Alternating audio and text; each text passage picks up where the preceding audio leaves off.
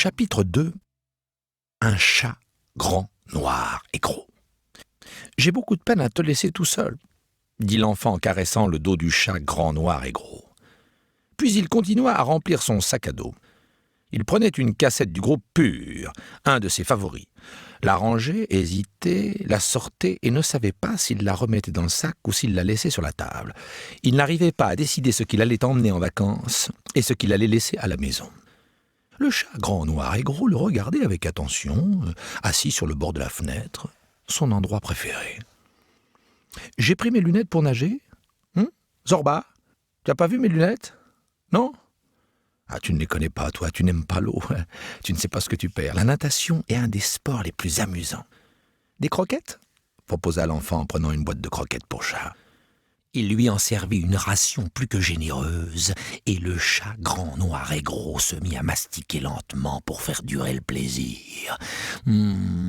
Quelle croquette délicieuse, craquante, au bon goût de poisson.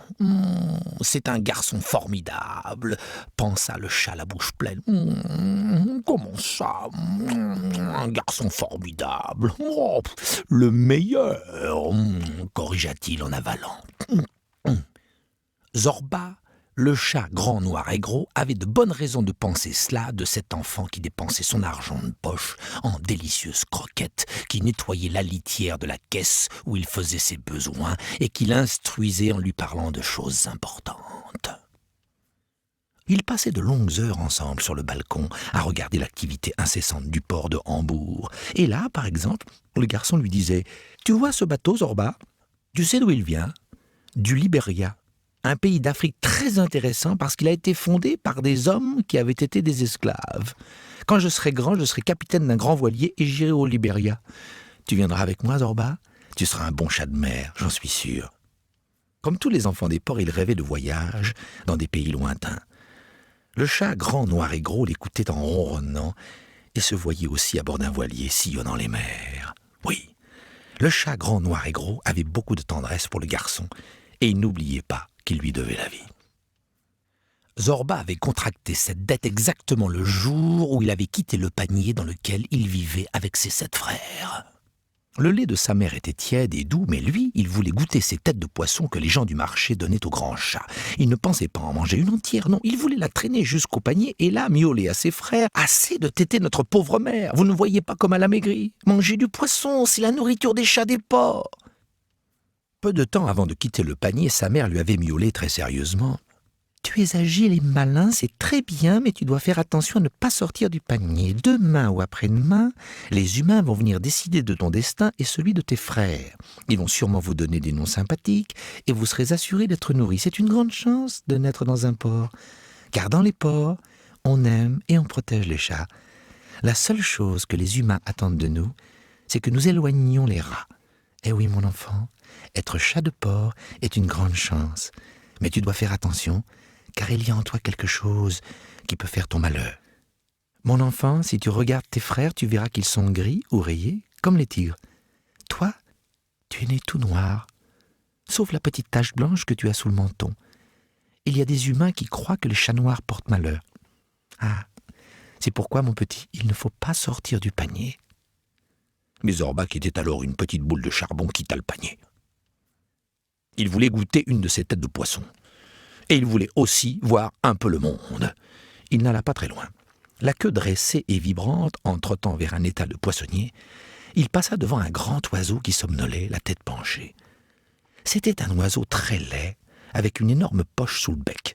Soudain, le petit chat sentit que le sol s'éloignait de ses pattes, et sans comprendre ce qui lui arrivait, il se retrouva en train de faire une cabriole en l'air. Se souvenant de l'une des premières leçons de sa mère, il chercha un endroit pour retomber sur ses 4 pattes, mais en bas, l'oiseau l'attendait, le bec ouvert. Il tomba dans la poche. Pouf!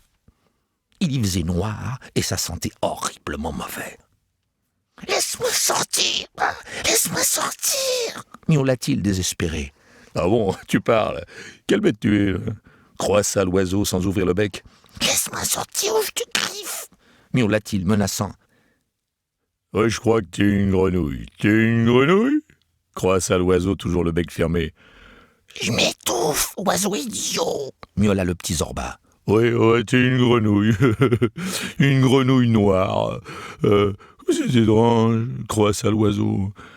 Je suis un chat, je suis en colère. Laisse-moi sortir ou tu vas le regretter, miaula le petit Zorba en cherchant où planter ses griffes dans la poche sombre. Si tu crois que je sais pas distinguer un chat et une grenouille, les chats sont poilus, rapides et ils sentent la pantoufle. Toi, t'es une grenouille, voilà. Une fois j'ai mangé des grenouilles, c'est pas mauvais, mais elles étaient vertes. Dis donc. Tu serais pas une grenouille vénéneuse, par hasard? Croissa l'oiseau inquiet. Oui, je suis une grenouille vénéneuse et en plus je porte malheur. Quel problème? L'autre jour, j'ai avalé un hérisson vénéneux et il ne m'est rien arrivé. Quel problème, hein? Je t'avale ou je te crache? Réfléchit l'oiseau. Mais il ne croassa rien de plus car il s'agita, battit des ailes et ouvrit finalement le bec. Couvert de bave, le petit Zorba sortit la tête et sauta par terre. Il vit alors le garçon qui tenait l'oiseau par le cou et le secouait. « Tu es aveugle ou quoi, pélican imbécile? Viens, mon chat. Un peu plus et tu finissais dans le ventre de cet oiseau. » Et il le prit dans ses bras. C'est ainsi qu'avait commencé cette amitié qui durait depuis 5 ans. Le baiser de l'enfant sur sa tête éloigna ses souvenirs. Il le vit enfiler son sac à dos, marcher vers la porte, et de là, lui dire encore adieu. « À dans 2 mois. Je penserai à toi tous les jours, Zorba, je te le promets. »« Au revoir, Zorba, au revoir, mon gros !» crièrent les 2 petits frères du garçon. Le chat grand, noir et gros entendit qu'on fermait la porte à double tour et il courut jusqu'à la fenêtre sur la rue pour voir sa famille adoptive avant qu'elle ne s'éloigne. Le chat grand, noir et gros poussa un soupir de satisfaction. Pendant 2 mois, il allait être le seigneur et maître de l'appartement. Un ami de la famille viendrait tous les jours lui ouvrir une boîte de nourriture et changer sa litière. 2 mois pour se prélasser dans les fauteuils, sur les lits, ou sortir sur le balcon, grimper sur les toits, aller jusqu'aux branches du vieux marronnier et descendre le long de son tronc jusqu'à la cour où il retrouverait les chats du quartier. Il n'allait pas s'ennuyer. Pas du tout. C'est ce que pensait Zorba, le chat grand, noir et gros, car il ne savait pas ce qui allait lui tomber dessus très bientôt.